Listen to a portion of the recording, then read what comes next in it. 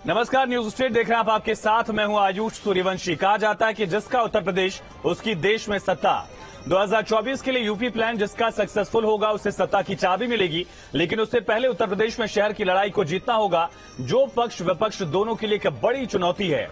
BJP नए दांव के साथ चुनाव में उतरने की तैयारी में है। बीजेपी निकाय चुनाव में मुस्लिम प्रत्याशियों को भी बड़ी संख्या में उतारेगी, ऐसा दावा किया जा रहा है। तो समाजवादी पार्टी ये दावा कर रही है कि मैनपुरी मॉडल के जरिए वो बीजेपी को निकाय और 2024 के चुनाव में भी धूल चटा देगी। वहीं सबसे मुश्किल डगर कांग्रेस के लिए है, क्योंकि उससे उत्तर प्रदेश में अपनी लगभग खत्म हो रही साख को फिर से पाना है और बड़ी चुनौती है। हम चर्चा करेंगे कि निकाय का रण कैसे 2024 के लिए सभी पार्टियों के लिए जीत का प्रण होगा। बहस की शुरुआत करें, लेकिन उससे पहले आज के सवाल जान लेते हैं, जिसका जवाब ढूंढने की कोशिश करेंगे। सबसे अहम सवाल, सत्ता की बिसात निकाय में जनता किसके साथ? बीजेपी का मुस्लिम प्रेम, 24 का गेम, आरक्षण पर आपत्ति, क्या विपक्ष की ये शक्ति है? ओबीसी वोट पर नजर, कौन जीतेगा शहर? मोदी योगी का साथ, जीत का विश्वास। इन तमाम सवालों का जवाब जानने की कोशिश करेंगे। और आज की बहस में हमारे साथ चर्चा के लिए जो खास मेहमान जुड़ रहे हैं उनका तारुफ आपसे करा दें। बीजेपी प्रवक्ता मनीष शुक्ला जी हमारे साथ कनेक्ट है, समाजवादी पार्टी प्रवक्ता मनोज यादव जी जुड़ चुके हैं, कांग्रेस नेता अनुज आत्रे जी हमारे साथ जुड़ चुके हैं, और सुहेल देव भारतीय समाज पार्टी के प्रवक्ता सुनील अरकवंशी जी, साथ ही लखनऊ से हमारे सहयोगी पवन सेंगर भी जुड़ चुके हैं। आप सभी खास मेहमानों का बहुत स्वागत है। पहला सवाल मनीष जी आपसे ही, 24 की लड़ाई में एंटी इनकम्बेंसी वाला फैक्टर है, साथ में एक मुस्लिम वाला दांव भी आप लोगों की तरफ से आजमाने की कोशिश की जा रही है। क्या बड़ी लड़ाई है, क्या बड़े मुद्दे?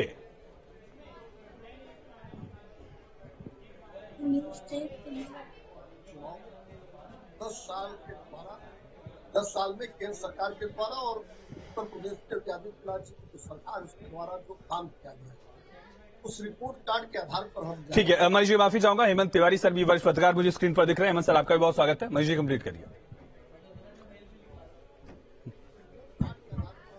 जाएंगे, केंद्र सरकार ने चौमुखी काम किया है, जहां गरीबों तक विकास का प्रकाश पहुंचाया है।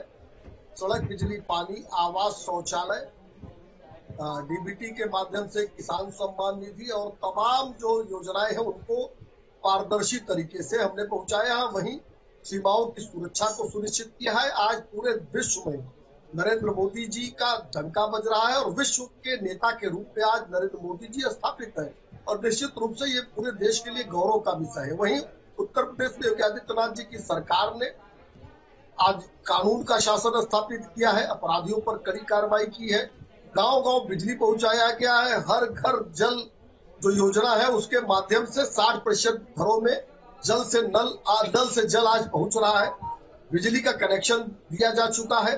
तमाम जो हमने काम किए हैं विकास के, उसका रिपोर्ट कार्ड हम जनता के बीच में रखेंगे और उस रिपोर्ट कार्ड के आधार पर जनता का मत और आशीर्वाद भारतीय जनता पार्टी जनता से मांगेगी। ठीक है, पवन हमारे साथ कनेक्ट हो गए। पवन, सबसे अहम सवाल, 2024 की लड़ाई के लिए क्या ये निकाय का चुनाव एक लिटमस टेस्ट की तरह होगा? और सबसे अहम सवाल, क्या लोकल मुद्दे जो हम देखते हैं, सड़क का, पानी का, नाली का, पानी निकासी का, ये मुद्दे बड़े होंगे, या प्रदेश स्तर के मुद्दों को जिस तरह से तमाम पार्टियां आजमाने की कोशिश कर रही हैं उनका दबदबा भी देखा जा रहा है? हाँ, देखिए, दो बातें हैं। पहला, जो नगर निकाय का चुनाव है वो एक तरीके से सभी पार्टियों के लिए बूथ स्तर और एक कहा जाए कि रूट लेवल पे अपनी मजबूती देखने का है, क्योंकि ये तैयारी 2024 की है। निश्चित तौर पे ये जीत हार जो है 2024 के लिए परसेप्शन तय करेगा, लेकिन मुद्दे 2024 में अलग होंगे।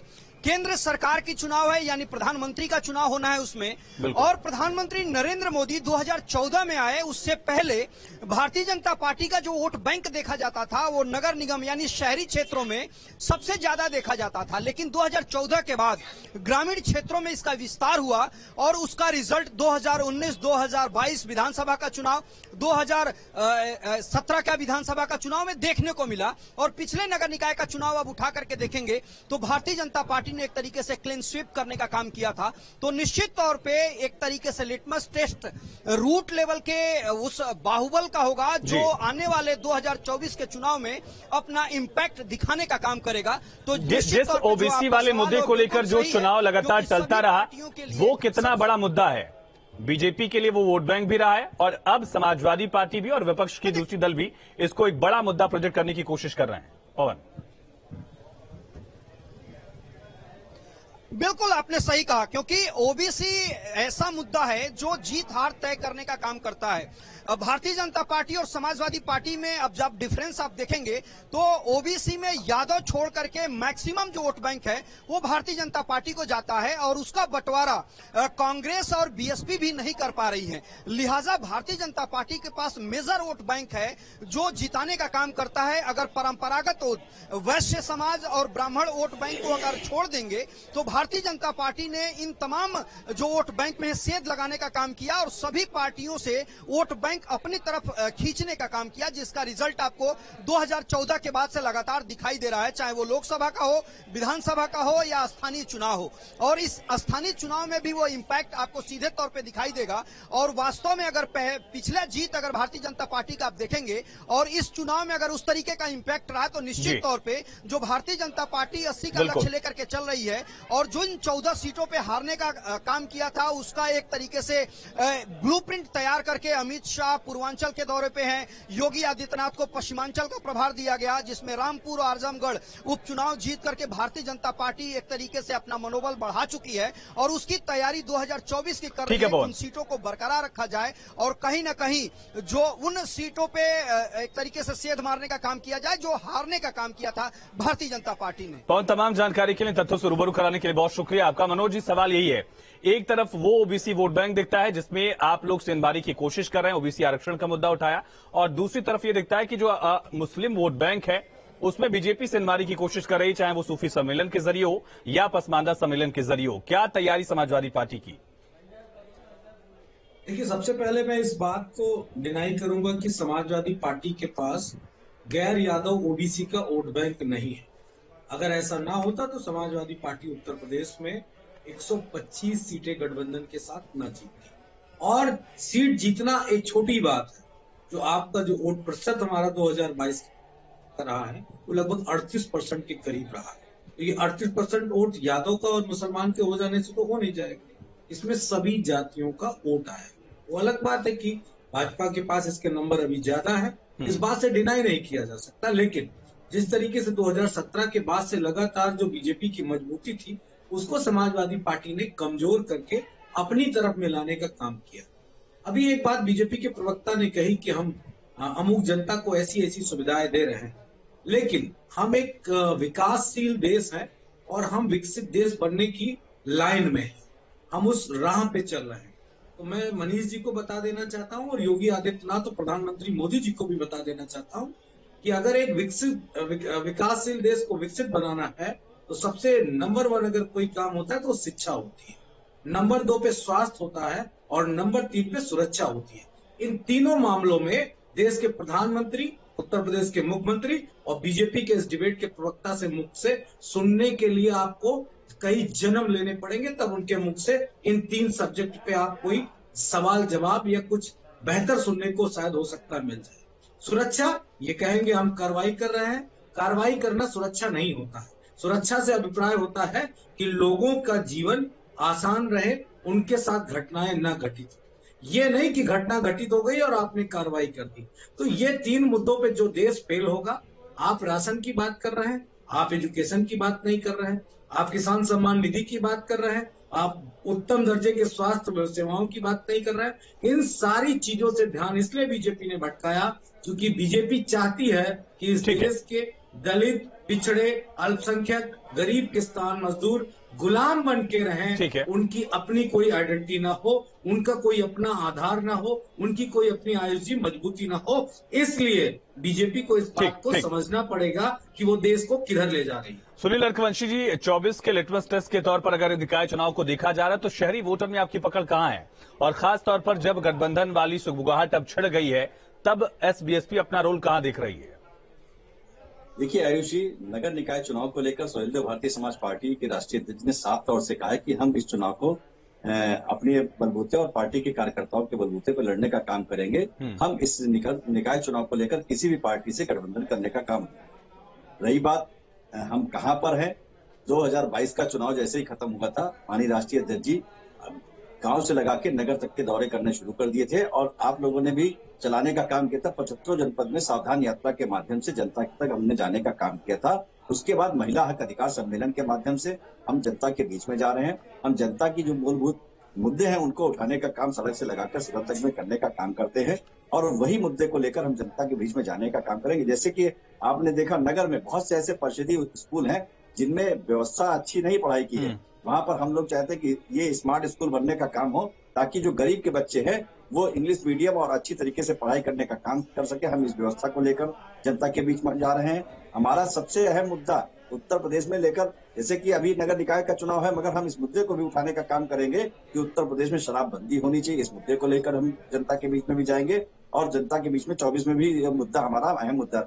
न्याय समिति की रिपोर्ट को लेकर भी हम जनता के पास जाने का काम करेंगे, क्योंकि नगर में हो और चाहे ग्रामीण क्षेत्र में हो, ये दोनों जगह का चुनाव है। नगर का मेन है, उसके बाद ग्रामीण नगर पंचायत का भी चुनाव है, तो उनमें भी हम इन मुद्दों को ले जाने का काम करेंगे और हम जनता के दरवाजे तक अभी भी जा रहे हैं। हम अपने बूथ स्तर को भी कंप्लीट कर रहे हैं। संगठन लगातार हमारे राष्ट्रीय अध्यक्ष जी कंप्लीट कराने का काम।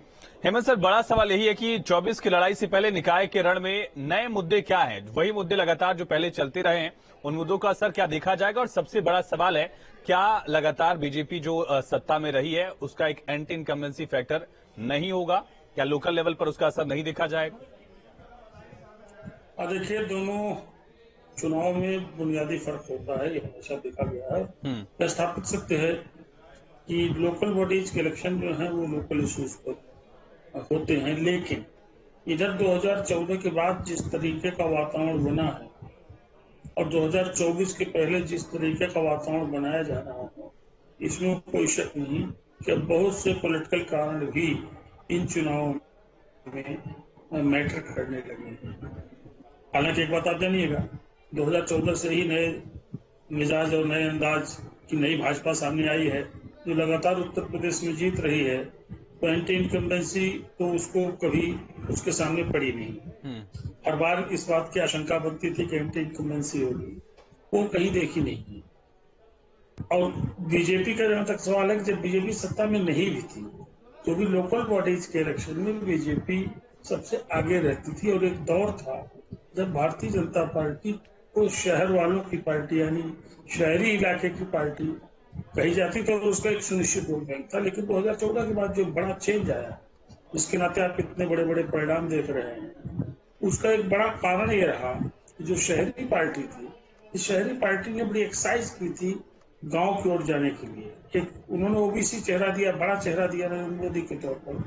2014 एक ऐसा साल है पॉलिटिकली उत्तर प्रदेश के लिहाज से जब ओबीसी का एक बड़ा चंक, बहुत बड़ा भाग, बहुत बड़ा हिस्सा वो भारतीय जनता पार्टी के पास आया और अभी तक वो अटूट। अब पॉलिटिकल एक उधर देखिए कि शायद इस चीज की कमजोरी को अखिलेश यादव ने जी पहले इलेक्शन में नहीं समझा 2017 में, लेकिन 2022 के असेंबली इलेक्शन के पहले उन्होंने जो योजना बनाई वो वही थी कि ये ओबीसी का वर्ग का अधिकतम जनाधार जो भारतीय जनता पार्टी को जा रहा है उसको कैसे, और इसीलिए संभव भारतीय जनता पार्टी का एक जो बृहत्तर हिंदू अम्ब्रेला था, जो उसकी लंबी दीर्घकालीन योजना के एक बहुत बड़ा हिस्सा था, इसका प्रतिफल उसके चुनाव में लगातार मिल रहा है। ठीक है सर। तो भारतीय जनता पार्टी के बृहत्तर हिंदू अम्ब्रेला के जवाब में अखिलेश यादव एक बृहत्तर ओबीसी अम्ब्रेला खड़ा करने की कोशिश की और आपको याद होगा